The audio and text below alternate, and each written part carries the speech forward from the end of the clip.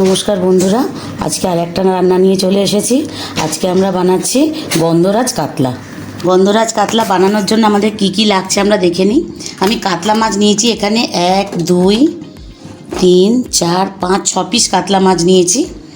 এবার এর মধ্যে আমরা একে একে গন্ধরাজ লেবুর রস দেব। এই যে গন্ধরাজ লেবু, একটা গন্ধরাজ লেবুকে 4 টুকরো করলে সেই 1 টুকরো লেবুর রসটা আমি এর মধ্যে দিয়ে দেব।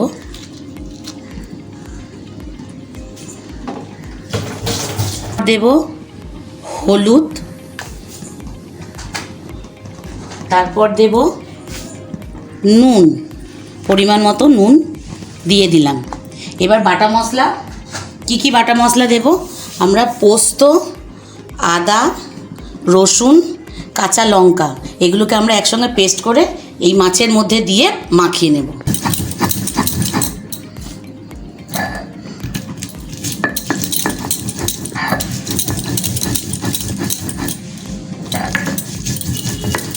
মশলাটা আমার বাটা হয়ে গেছে। এবার এই মশলাটা মাছের মধ্যে দিয়ে ভালো করে মাখিয়ে নেব। এর মধ্যে দিয়ে দিচ্ছি একটু গরম মশলা, অল্প করে, যা সরিষার তেল,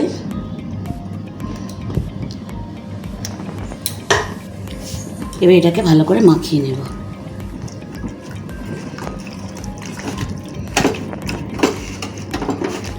মাখা হয়ে গেছে।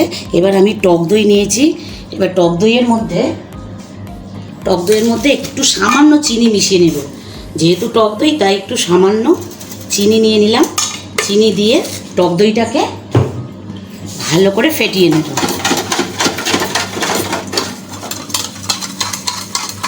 টক দই ফেটানো হয়ে গেছে। এবার মাছের মধ্যে টক দইটা ঢেলে দেবো, দিয়ে ভালো করে আবার মাখিয়ে নেব। আর এদিকে আমি কড়াইতে জল গরম বসিয়ে দিয়েছি এটাকে স্টিম করার জন্য। মাছটা আর একবার টক দই দিয়ে, এই যে মাখানো কমপ্লিট হয়ে গেছে। এবার একটা টিফিন বক্স নিয়ে নিয়েছি। টিফিন বক্সের মধ্যে মাছগুলোকে আমি সাজিয়ে নেব।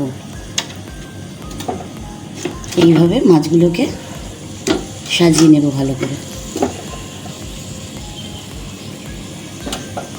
টিফিন বক্সের মধ্যে আমি নিয়ে নিয়েছি। এবার এর মধ্যে দিয়ে দেব 2-1টা কাঁচা লঙ্কা, একটু ফাটিয়ে দিয়ে দেব, কাঁচা পাকা লঙ্কা। আর দেব গন্ধরাজ লেবুর যেই পিছনের যে সবুজ অংশটা আছে, এই সবুজ অংশটা একটু গ্রেটারের সাহায্যে গ্রেট করে অল্প করে দিয়ে দেব।